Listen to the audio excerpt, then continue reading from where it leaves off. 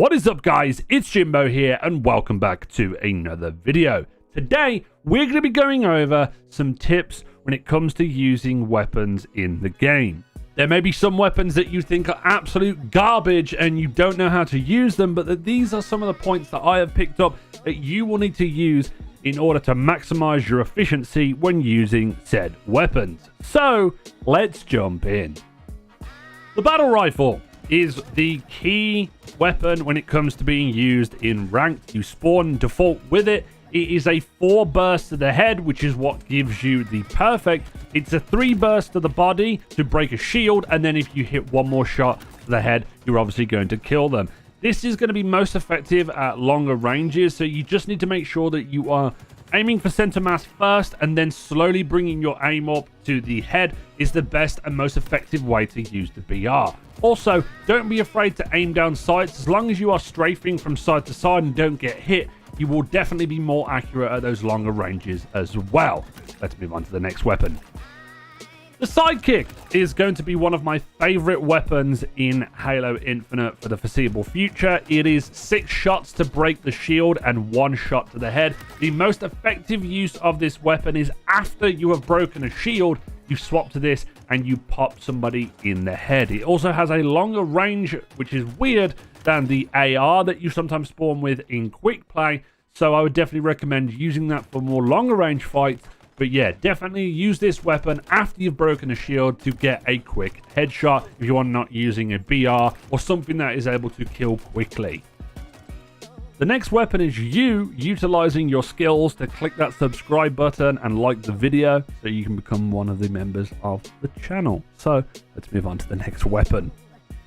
The AR, which is the premium weapon you'll be using in default loadouts on quick play, is going to be absolutely garbage from distance. Mid to short range, this is going to be an absolute shredder. It tends to lose its accuracy, and the more that you shoot from a distance, it's not going to be too great. You're going to be outmatched by BRs very, very quickly. So you want to make sure that you are utilizing this up close and personal from short to medium range distances. Don't be using this to try and snipe someone from a distance. It won't do you any favors. Next up, we got to talk about the Commando, or the VK78 Commando. It has high recoil and high bloom. This is going to be one of those weapons that I would recommend staying away from if you're on mouse and keyboard, because the recoil is insane.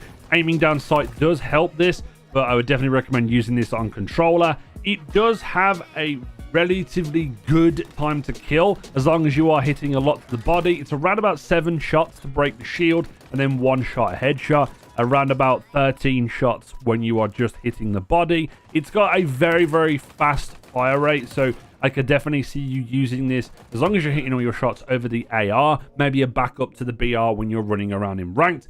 It depends on what you want to use. I personally don't use this as much as I would with the battle rifle. I use this as more of a backup weapon. Let's talk about the plasma pistol. Plasma pistol is very easy to use. Hold down the trigger to charge up the plasma. Fire it at somebody, which will break the shield instantly. And then you need to shoot a couple more shots in the head. I would highly recommend combining this with the Sidekick. Pop the shield and then shoot them in the head. Or even with a battle rifle, it's just the same. Any weapon that can one shot to the head is going to be fantastic. And that's why I would definitely recommend using the old 1-2 combo when it comes to the plasma pistol and a regular pistol. For another plasma type weapon, you're going to be using the Pulse Carbine. Very similar to the battle rifle, but this one has projectiles and a little bit of tracking. Its range is very similar to the battle rifle, but I would definitely recommend using the battle rifle over this. It does break shields rather quickly and has the same TTK as the battle rifle when it comes to getting the actual kill, but the only problem is it isn't like a hit scan, it's more of a projectile. So if you need to get this weapon in a pinch and use it, I would recommend it, but definitely the BR is going to be more superior here. The next weapon is quite possibly one of the best weapons in the game that you are not using, and that is the Stalker Rifle. The Stalker Rifle is the red variant. It looks kind of like a Pulse Carbine, but it's not. This will 2 shot to the body to break a shield, and then 1 shot to the head. And obviously, if it will be 3 shots to the body to kill an enemy with this. It is a fantastic weapon. You can get this at the top of streets when you spawn. It's a fantastic weapon that has a higher TTK than the battle rifle. Not a lot of people know how to use this or have used this because they just tend to just default to using the battle rifle. As long as you're accurate with this, this will absolutely shred people, and I highly recommend that you use the Stalker rifle. Then we're going to move into the Shock Rifle. It is the sniper variant of the Covenant, so you're going to be using this if you're on a Covenant side instead of using the regular human sniper. Now, this weapon can one-shot to the head, but unfortunately it's a 3-shot kill to the body, which is different to the regular sniper, which is a 2-shot, 1 shot to break the shields, 1 shot to hit the body, which will ultimately kill them. But the cool thing about this weapon is if you're going to use it, I would definitely recommend trying to hit near a group of enemies, because it will do damage in an area as well as when you hit that one enemy. And the other thing is it does disrupt the vehicles when you are running around in big team battle. It won't be as effective in ranked, of course, but definitely something to take in mind when you're in big team battle, because these disruptor weapons are really cool because they can stop vehicles in their tracks.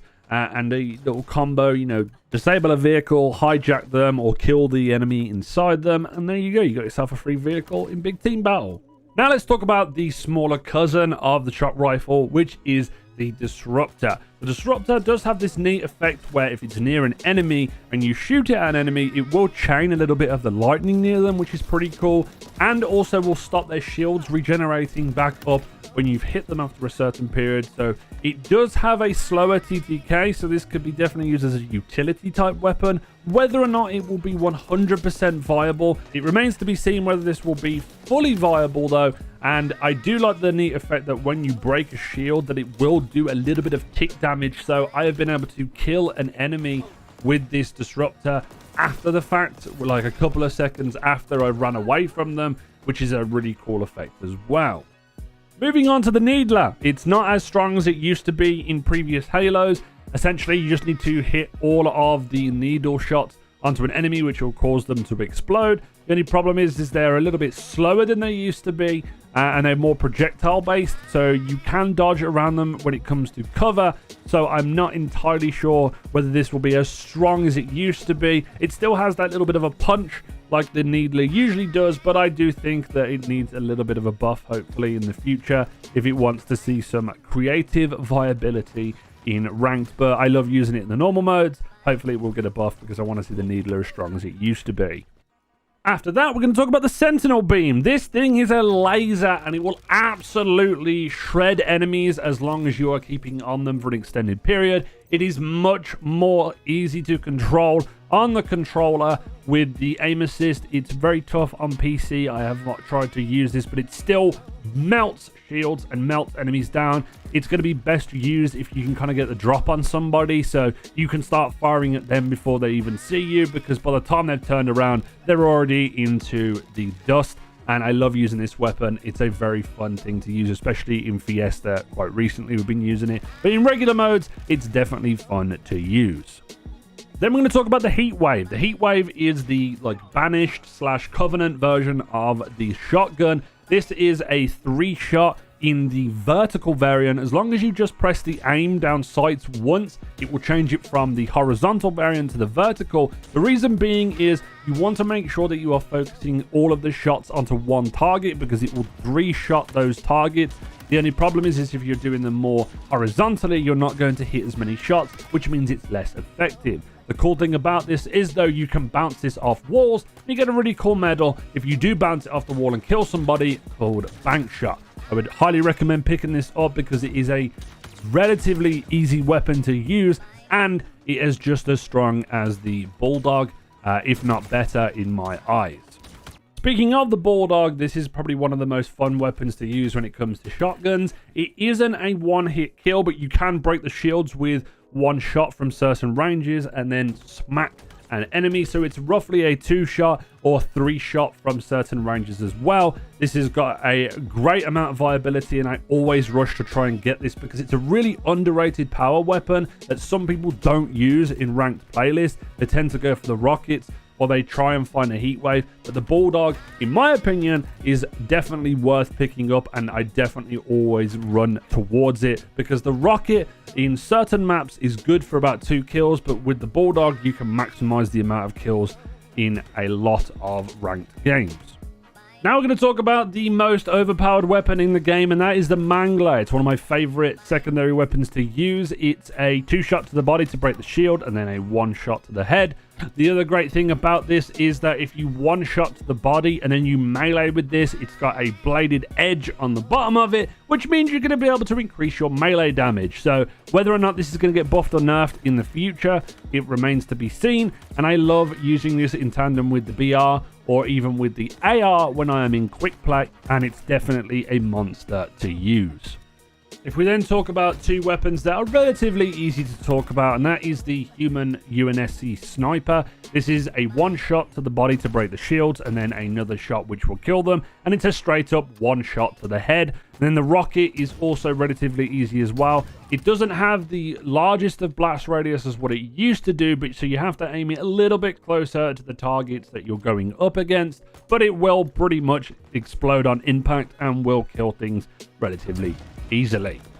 We only have a few more weapons left, so let's talk about the Cinder Shot. The Cinder Shot is a bouncing grenade launcher type deal. You can aim down sight with this and kind of track where you want it to go. If you hit somebody directly with it, it's around about 2 shots, I think, to break the shields, and then it's 3 to ultimately kill them, or I think it's 2 shots to be able to kill them fully. It's a very difficult weapon to use. It's not in ranked, I don't believe, which is something that I am glad, because it's not the greatest or the easiest weapon to use, but it's a lot of fun either way. So if you're going to use it, just be mindful of that.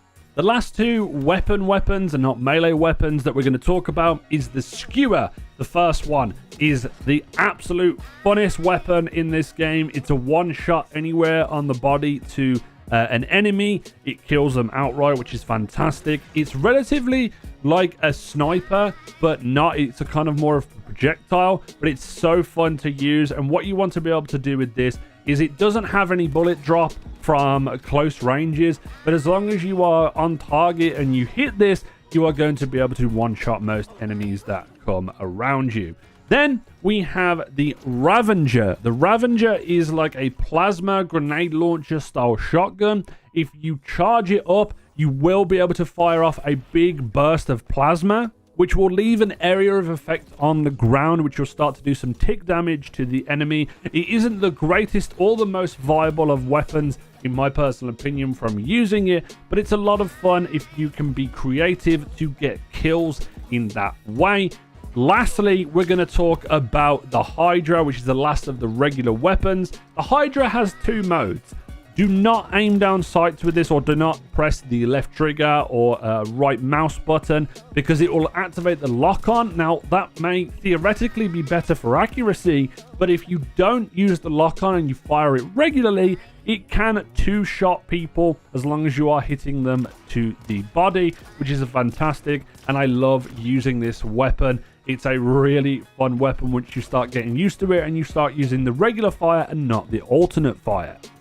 We're now going to talk about one of the more weaker out of the 2 melee weapons, and I say weaker very lightly because it's the Gravity Hammer. The Gravity Hammer is only in quick play and also in the big team battle modes, I believe, and this has a relatively big area of effect as what it used to. It seems to hit a little bit harder, but it doesn't quite have that gravity effect that it used to have, similar to Halo 3, or as much pushback as it did in Halo 3. It still absolutely destroys. The only caveat to this is you will lose fights against the energy sword purely because of the 1, swing distance of the energy sword, and 2, the speed of the energy sword. So if we are going to talk about the energy sword, if you are going up against a competitor that has another energy sword, keep swiping against each other until one of you hopefully dies, because that is how you will block the energy sword when you are coming up against one. You can get 1 block off with the hammer, but the recoil of the energy sword and the swipe again animation is very, very quick compared to the wind up of the gravity hammer, so the sword will win outweighs there. And that's pretty much it when it comes to all the weapons. If I have gave any tips that you don't think are correct, or you think you could use them in a different way, please let me know down in the comments section. It'd be highly appreciated. A lot of this footage I recorded when it was going up against bots, just for the sake of having the footage to be able to show you guys. I never really want to go into games and spend hours and hours and hours. I want to get the information to you as quick as I can. And obviously, as I've said before, it's all my opinion. This is just me trying to help you guys get better at Halo Infinite. And as always, if you have enjoyed the video, like, comment, and subscribe. This has been Jimbo, and I'll see you guys next time.